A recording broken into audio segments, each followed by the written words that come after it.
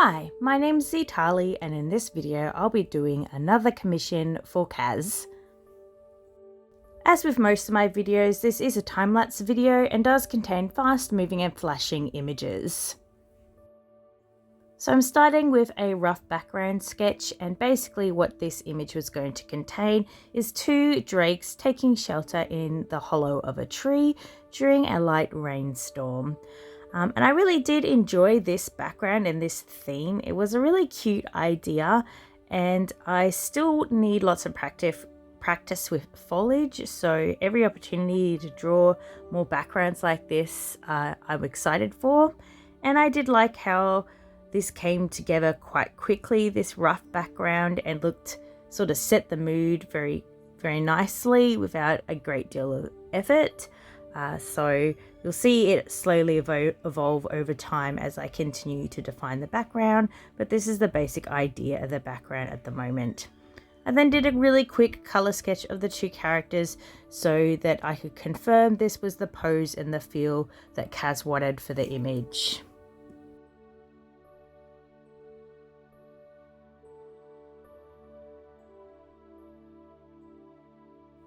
After confirming everything, I then moved on to doing more detailed sketches of the drakes. Now, on the surface, they do look like fairly simple designs, but actually there's quite a lot of intricacy in the head scales, so they sort of all follow a certain pattern that I wanted to replicate. Also, the white dragon has a fairly complicated brown pattern on top of it, and I was worried about getting this pattern correct and also sort of integrating it with the shading, but it did turn out pretty good in the end, and it wasn't as difficult as I thought it was going to be. I certainly did spend a bit of time on the head scales, as you'll see now, and not as much time on the rest of the dragon as it was less detailed.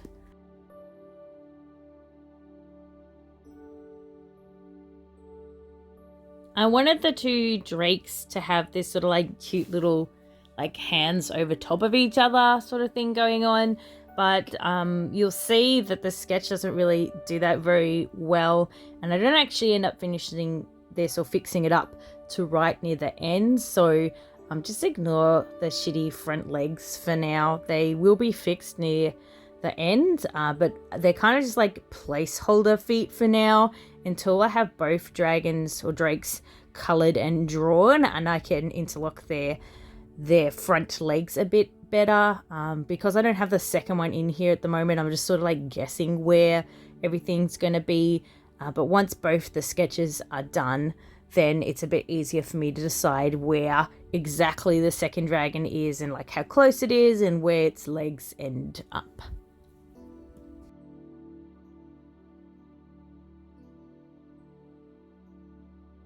To create the patterning on the dragon, I kind of did things a bit backwards. So I just got a textured brush and colored in a large area with a brown color, and then adding some darker tones to that coloring. And then I got the eraser tool and I erased back into the splodges I'd made to make the white area. So it's actually, instead of painting white on the brown, I've just erased away the brown to reveal the white underneath. I just found that doing it this way was a bit easier for me and made the pattern look a bit more random and not as uniform, as I do sometimes find when I paint a pattern with a paintbrush that it ends up looking quite uniform and not like, I don't know, like the edges aren't as random looking. But I don't have that problem as much if I erase instead of painting, and I know it sounds kind of weird, but it's just what works for me, and I thought it ended up looking pretty good. I'm just moving on to the second dragon sketch now, and this took me far less time, probably because there's less than half of this dragon here. Because it's facing the front, I basically don't have to draw the side or back legs at all, so this did take me a lot less time. It's also a black dragon, and black dragons do take less time for me to shade as well. Now, I do apologize if you hear a bit of rustling here and there. I do have a cat in the room with me. I would have locked her out the room, but she's been very meowy recently, and she would definitely sit outside the door and meow at me, and I think a little bit of rustling here and there is acceptable, but perhaps not constant meowing.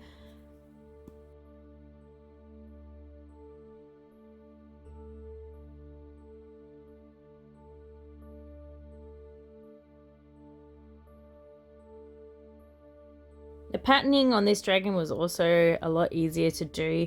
It kind of just has like darker sort of texture to it, and then these bluey purpley markings, which I kind of like this sort of color. I don't know what you call that. It's like a blue lavender color. It's pretty anyway.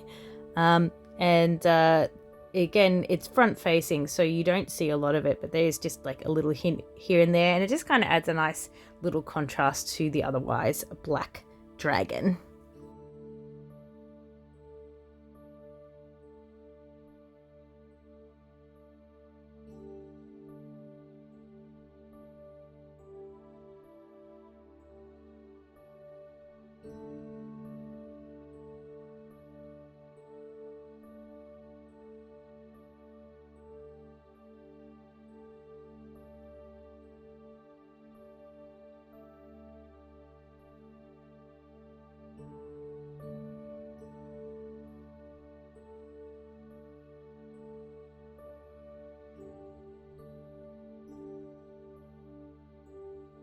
Now moving on to shading the dragons. Now I didn't actually have to do a huge amount of shading, as I did kind of like half shade my so-called flat color already, but I did decide to do quite a bit of shading, or more shading, on the white dragon.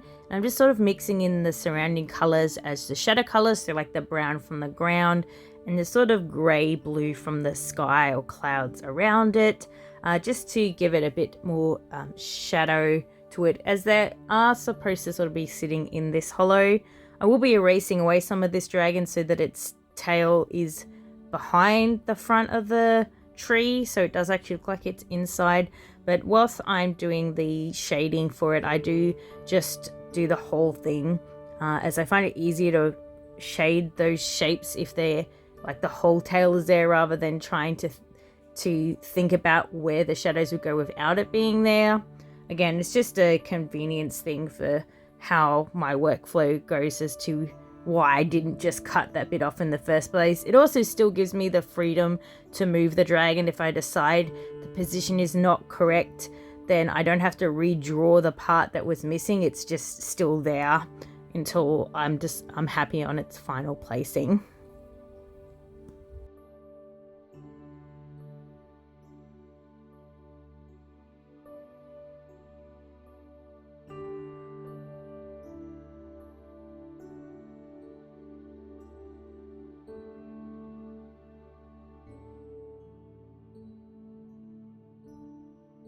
It's now time to fix up these feet, and I decide they're kind of useless. So I just cut them off entirely and redraw the whole things and reposition everything.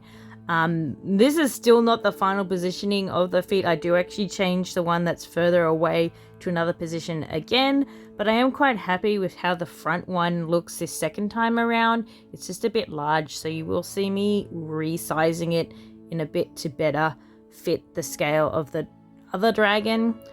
But yeah, I didn't mind how this foot turned out. I'm trying to get better at dragon feet. For some reason, they just seem to be overly difficult for me, and I do always find when I'm always dreading coming to the feet and shading the feet. It's why in most of my videos you'll see I leave it till last. I'll often start with the head and move on to the body, and usually leave the feet till last, as it is one of my weaker points. So I guess it's probably something I should practice a bit more so that I can get better at drawing dragon feet, or bird feet, or just creature feet, I guess.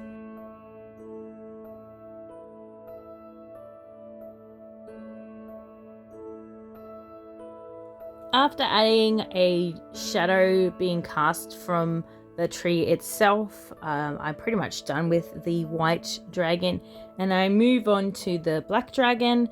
Again, it takes me far less time to shade.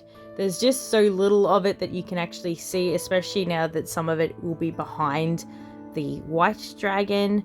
So I don't actually spend a great deal of time shading this. Again, I'd done some shading in the original flat color, so I just needed to tidy up some things and add a bit more shading and getting rid of some of this scraggly outline and adding some reflected light from the surrounding vegetation.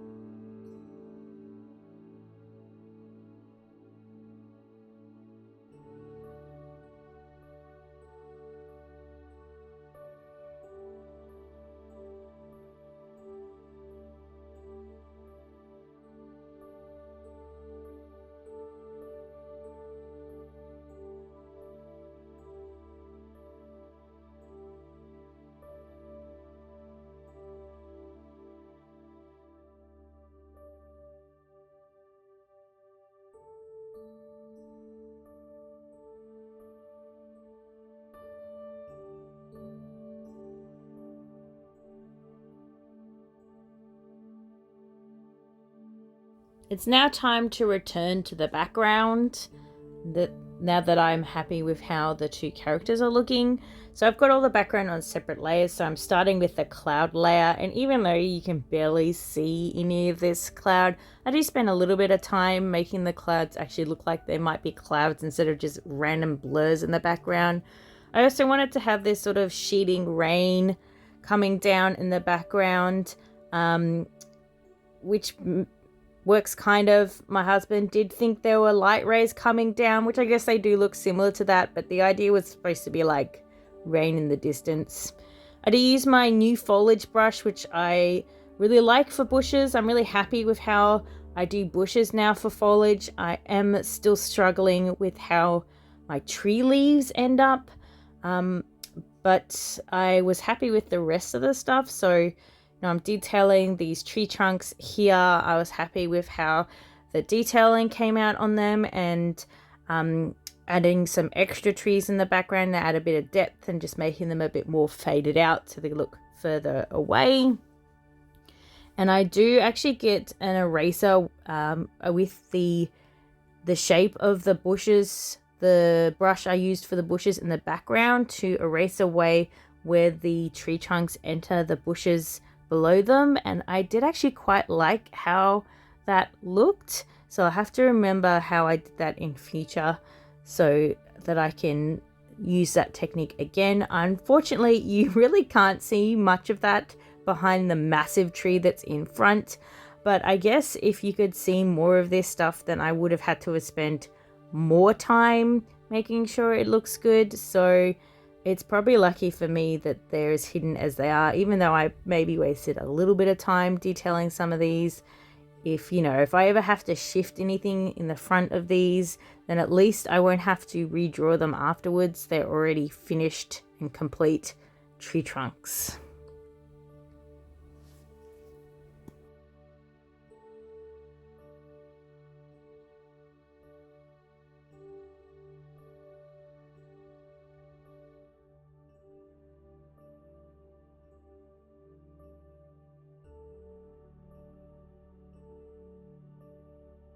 And now moving on to doing the leaves for the tree foliage.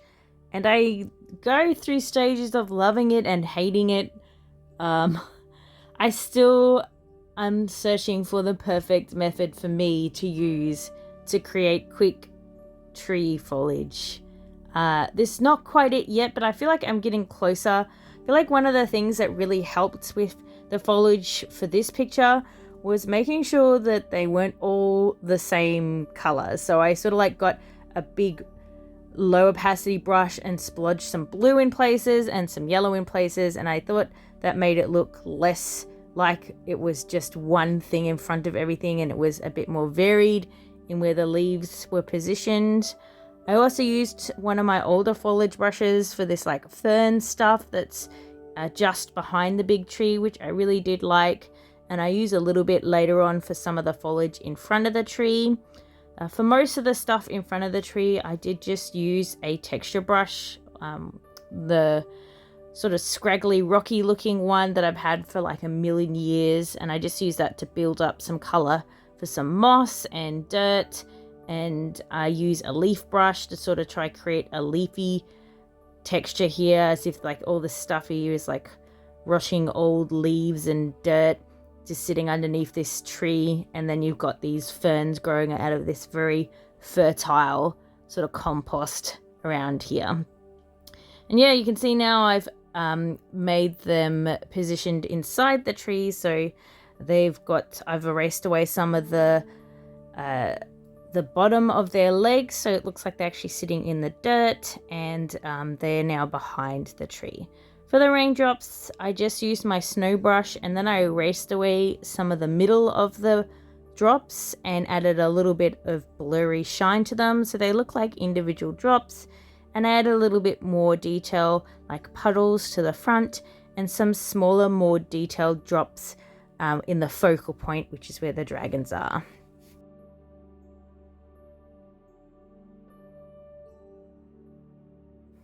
And that's it. After adding my focus blur, this picture is done, and I really like the mood this has created. It was a really cute idea in the first place, and I immediately had a picture in my mind, and I'm really happy with how it turned out. Thanks everybody for watching. If you enjoyed the video, don't forget to give it a like, subscribe if you'd like to see more, and I also have a Patreon if you'd like to support me. Thanks again, and I'll see you all next time. Bye!